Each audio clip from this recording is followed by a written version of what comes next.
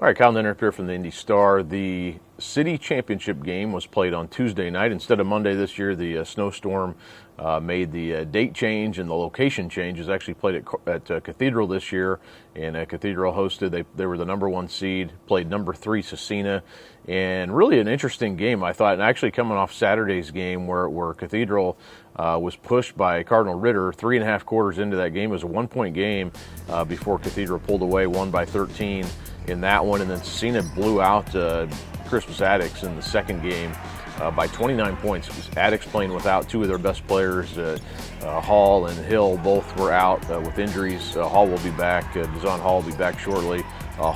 Hill probably closer to the sectional tournament time, but regardless, really interesting game, I thought, on Tuesday night. Scecina got out to a really nice lead. It was 11-3 early on, and then Cathedral's defense kind of put the clamps on Scecina for the next 2 quarters or so. It was an 18-point game late in the third, 16 early in the fourth, and then all of a sudden Scecina got back into it. And I thought Bryce Mathis played really well down the stretch for Scecina.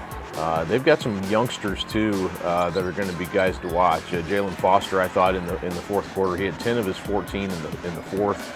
Got to the free throw line, and Ian Collins, also a sophomore guard, played well, I thought, throughout the tournament, especially on Saturday. At 18 of his 20 in the first half against Addicts, played really well. So Cathedral ends up winning 65-58 for the 7th time in 10 years.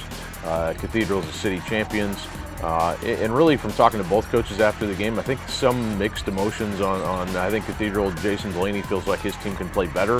I thought Keaton Aldridge, really nice game again, had 20 points in the win for Cathedral. And Julian Smith hit some big shots. They have really good balance, but it's kind of finding the right rotations and guys who can kind of match up with different teams, things like that. They are a relatively young team.